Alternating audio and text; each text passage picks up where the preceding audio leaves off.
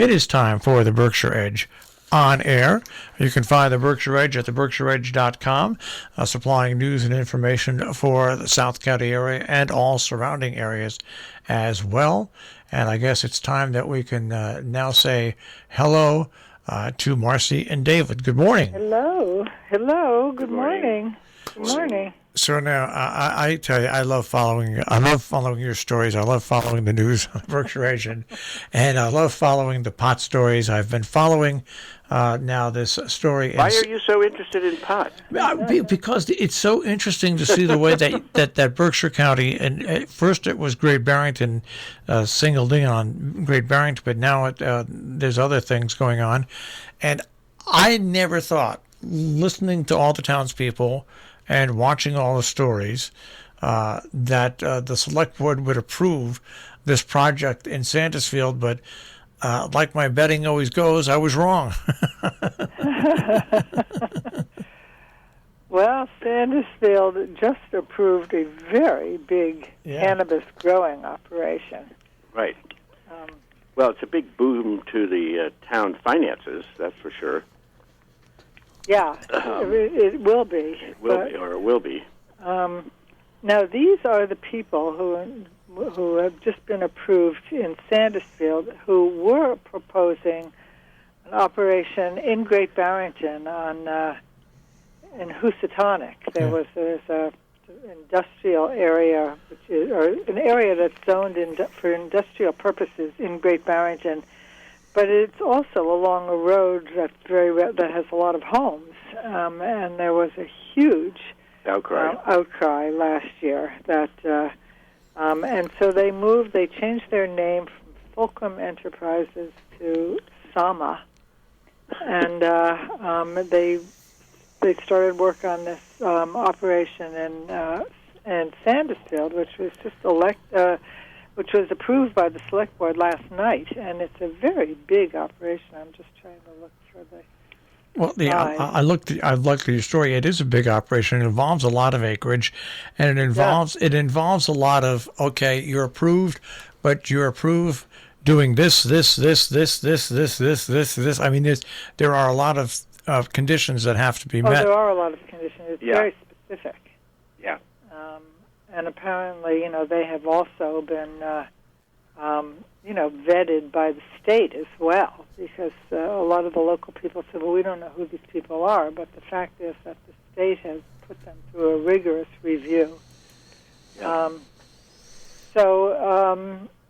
They're going to start building within 12 to 18 months, and the project includes a 5,000 square foot processing building and 23 greenhouses on concrete slabs totaling 100,000 square feet on 46 acres of vacant land, some of it forest and some of it overgrown, in Sandusfield. This is a big operation. Well, let me put it this way. Back in the 70s when I was in Kingston, New York, and I was on the radio, this would have been the ultimate dream for us. Holy smokes! Holy smokes! It's the Taj Mahal of pot. Yeah, it's pot. I mean, well, you know what we say: what goes down comes around. And I know. Who would have thought? Well, but there are abutters who are very upset about this, and I think that the objections are the smell, but also, they're going to have fencing and lights, and I can see that is, there's security fencing, lighting, cameras. Also not only greenhouses and big fans, and not only the security fencing though, but the potential for people wanting to break in to these places, and yes, the smell. I mean, anybody who's been in a retail marijuana shop just realizes right away what it smells like, and you can just imagine what the smell is like and the processing section of it. And but supposedly there are mitigation realities that'll take most of that away, because there is an intense smell that goes with it. Well, our article doesn't say. I mean, there are lots of conditions, and I haven't read them all, but presumably, some sort of smell abatement is part of that. Yeah, I don't think there's any doubt about that. Yeah. Yeah. From what I was reading. But, there's... Well, Sandusfield, though, remember, is a sparsely populated town. I mean, it's not like it's in the center of Great Barrington or Lenox or something like that. Well, also the great thing about it, and I think where the town's smart in doing this, is New York now state has approved the sale of marijuana. It's going to take about a year to put in place. Connecticut is well on the way to put it in place. Yes. So there's going to be plenty of places for this product once it's grown and put together to be sold, and not necessarily sold in Sandusfield, but sold elsewhere. Oh, yeah, right. It's not. I mean, this is not a retail operation in Sandusfield. This is It's an actual commercial business. It's almost like business. It's almost like a factory, really, basically. It is a factory. Yeah. Right. I mean, it's an agri-factory in a way. Well, in a way, it's sort of like a dairy farm. Yeah. Yeah. It smells. I mean, Which also has its odors. Listen, I live across the street from a house that used to be. It's since stopped, but it used, or down the street rather, from a house that had cows, and boy, there were some times that the smell was very pungent coming from that barn. Cows, horses, any type of agriculture is going to bring about that. So, but I just found it, like I said, I would have bet on the wrong side, so Sandusfield has approved that. I want to move on to your next story, though, because for parents dealing with a child at home during the pandemic, I know here, Maddie, during the pandemic, has to flip her schedule at a moment's notice, and we're small enough where we can adjust to that, and there's no problem with that. But really, these are tough times if you're a parent and you've got students in school, and you have everything that's going on with COVID-19. Yeah, that's true, and parents are scrambling to figure out how to deal with this situation, as are schools, But in any case, this is a story about a what's called CLUB, which is an acronym for Community Learning in the Berkshires. Right. And it's a way for kids to, in a way, get educated. It's an interesting concept. Yeah, it takes place. There is an organization called Greenagers, which has a beautiful piece of property in what town is it actually? It's in Egremont, I think. So it's in Egremont, yeah. And they got together with another very interesting program called what is the name of it? Flying Deer. Flying Cloud Institute. Flying Cloud Institute. And they have been running a very interesting educational program together since last September, because they were concerned about about the detrimental effects of school closing, and so this is a kind of hybrid learning model where kids actually came there physically. And did all kinds of outdoor activities and, around nature and growing and planting. And it is now, Hannah Van Sickle wrote about it because it's now ending, since students are going to be able to go back to school, in the coming months. And but this is a very interesting program. And the Green Aid, it's a hybrid. Yeah. And it's a way to taking advantage of the Greenagers is a really interesting organization. In fact, we had a group of young people who actually plant gardens for people. Right. Right. And they have their own center in Egremont, but they do offer to come around and build a garden for you in your yard. Right. And it's quite a wonderful organization. We've taken advantage of it. Yes, we have raised gardens. Yeah, we have raised beds that they built.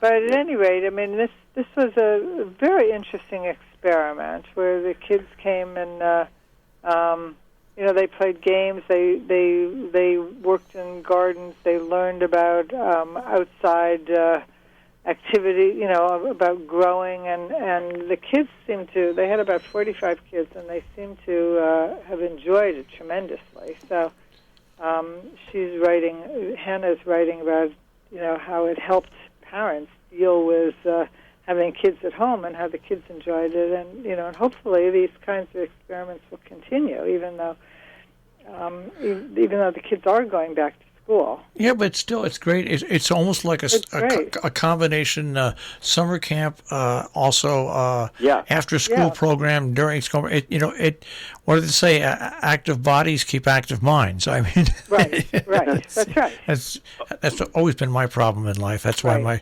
mind is wasted, because I was never. A kid. You sound like you're pretty active, Marshall. Probably. He has to talk to us every week. That's right. I was active, all right, but we won't go into that. All right. Now, what's interesting, the next story really interests me because I am a graduate of 1971 in high school, Housatonic Valley Regional High School. And at the high school in those days, which had a student enrollment, by the way, of about 750 students at the high school back then, when you enrolled, you could enroll in the following categories. There was humanities, there was college prep, there was general. We also had the FFA, the agriculture, and people were kind of guided, and also like technical. With Olive Wolcott School, there was a technical school. People were kind of during the freshman year.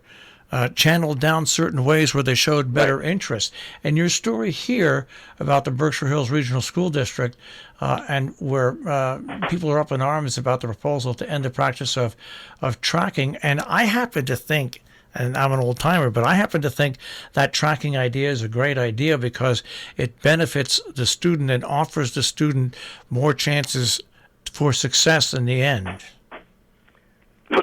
Yeah, I mean, but apparently it's, it is controversial, and I think it probably works very well for the people who are, the people at the very top and the people at the very bottom. But the kids in the middle, who don't benefit from having smarter kids in their class, probably are not benefiting so much from the tracking. I mean, the smart kids all get together, and the more challenged kids are left behind, and the kids in the middle probably never get the stimulation that they want. So I can see that there's an argument to do away with it. Now let me ask you a question about this program. When I was in school, you were assigned to one of those things. I was in college prep, okay, but the parents and with the counselors, you could interchange humanities courses, general courses. You could, if you were having problems, like let's say, like I was having trouble with algebra and geometry, I went from college prep to general for those courses. There were other things like history where I went to humanities. So there were lots of options open. Yeah. Is that the way it's running up there, or no? Well, I'm not sure. Yeah. I think what they're trying to do is kind of an odd proposal. Actually, it's kind of democratizing, classes and trying to steer away from the kind of stratification of education. And it's well, I'm not sure actually how they do it now. How they do it now. It's one of those things that does take a lot of extra work, and if it's done properly, it will benefit everybody. But if it's put in as a general practice, where there's one rule and it's this way, it's not bound to succeed. It isn't. Well, I think that in one way you can see what the motivation here is, that what they're trying to avoid is kids getting pigeonholed, right? In a direction that maybe would be misjudges them and underestimates their capacity. And that's I think that's what the administration is trying to overcome. Yeah, and apparently there's years of research that revealed the damaging effects of long-term ability level segregation in schools, and demonstrates that students in heterogeneous classes perform better academically and socially. So, our article has, has links to the research. I can understand that because, like I said, it wasn't set up that way. You had opportunities in different classes to attend to go to different levels. I mean, it was a lot of work. I'll be honest with for the administrators and for the school counselors to keep on track of things. But I think with all the rules and regulations and federal and state mandates, something like this cannot receive possibly the attention, if it's going to succeed, that it needs, the individual attention to each student. Well, you may be right. I think this, by the way, that the Berkshire Hills Regional School District has some administrators and advisors who are part of an educational kind of think tank at Williams College, and I think some of these ideas are coming out of that. So it's interesting to see how, what kind of thinking is going on in people who are assessing the effects, the effectiveness of our educational system. So in a way, this is challenging the norms. It is now. It is. It absolutely, and that can be good, but it also can be. Well, we'll see. It could be disastrous as well. Yeah. Well, we'll see. I mean, but what I do admire about the people who are running our school system is that they are thinking about this all the time. I mean, it's not just business as usual that they've got their system and they're sticking with it.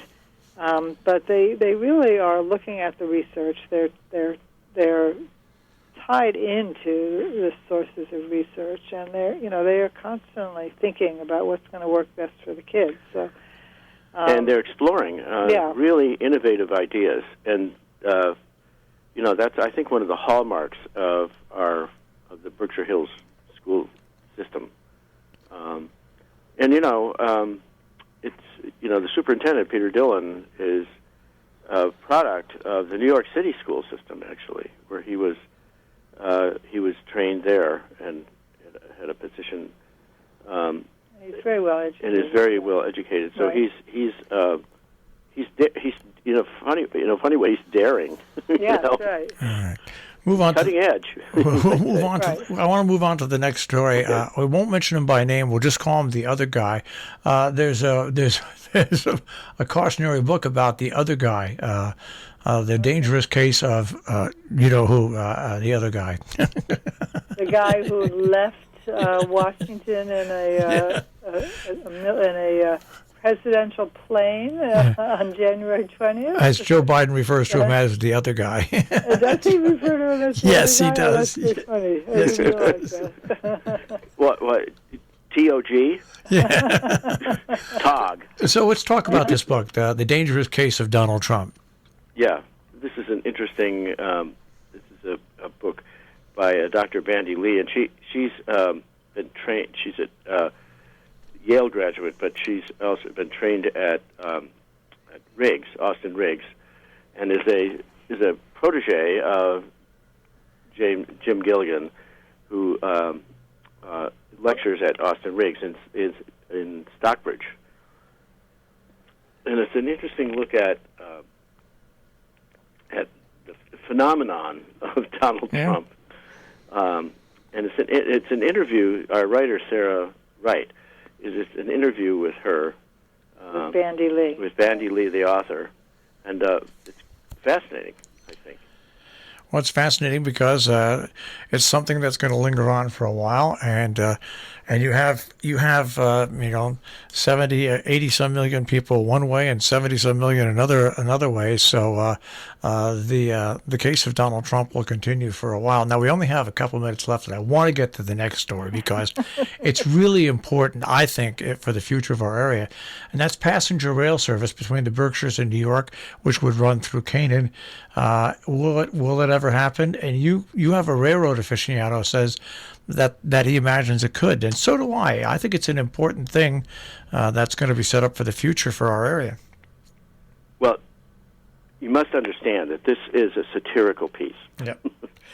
Because what Jack Trowell, he is a train buff, and there are a number of us, by the way, and I include myself in that number, who are yearning for the return of passenger rail travel, which would come up through Canaan. Yep. Up the old Housatonic line to Pittsfield, and go down to New York, which would be, I think, a great boon to this area if we could restore that transportation link. But what this is imagining is he calls it the return of a passenger train to Ripton, which is this imaginary Berkshire town. And by the way, there is a long-standing tradition that goes back many, many years, actually, of this imaginary town called Ripton. And we've had stories off and on about it. And there's a number of writers who have kept this, the legacy and history of Ripton alive. And every so often we have a writer who will pick this story up and carry it forward. But this is one of them. But, it has this aspect of being actually true. People are interested in restoring rail travel, and it would go right through Canaan, by the way, if it ever happened. Well, so there is an organization, a train committee based in Great Barrington that is tracking this whole development of trains very carefully and raising money and lobbying and paying for studies and that has a lot of community support. I mean, we would really like to have trains coming back. I mean, I'd like to be able to get on the train in Great Barrington and go to New York instead of having to drive all the way to Wassaic and then take one train from Wassaic to Southeast and then change trains at Southeast and go into New York. I mean, I think we would benefit, and as would Connecticut. And I think that to have the train coming through Connecticut into the Berkshires and having a good, reliable train would be a terrific boon. Massachusetts has been very much in favor of it, and during Deval Patrick's administration, the state actually put aside money or allocated money to improve the the tracks, which is being done in the Berkshires. Right. The problem, as I understand it, is Connecticut has not allocated an equal amount or their share, we're hopeful that maybe part of Biden's infrastructure. Biden likes trains. Yeah. And there may be money in the infrastructure bill to maybe bring trains back. So. It would be nice, and we'll see what happens. But Connecticut has to get along with Massachusetts and also with the federal government to get the funds, and hopefully one day in the next few years that'll happen. We're out of time, guys. Look at that. Oh, okay. All right. Well, thank you very much. You know, Marshall, if the train comes back, we could visit you by just getting on the train here in Great Barrington. That's right, and coming down, that's right. We could actually meet in Canaan and have some beer while we do the show. Okay. All right, guys. We'll speak to you next week. Not at 8:30 in the morning. All right. We'll pre-tape it. We'll pre-tape it in the afternoon. Well, there is that wonderful station in Canaan, actually. Yep, absolutely. All right, guys. We'll speak to you next week. That is the Berkshire Edge on air. And of course, you can find information 24 hours a day, 7 days a week at theberkshireedge.com.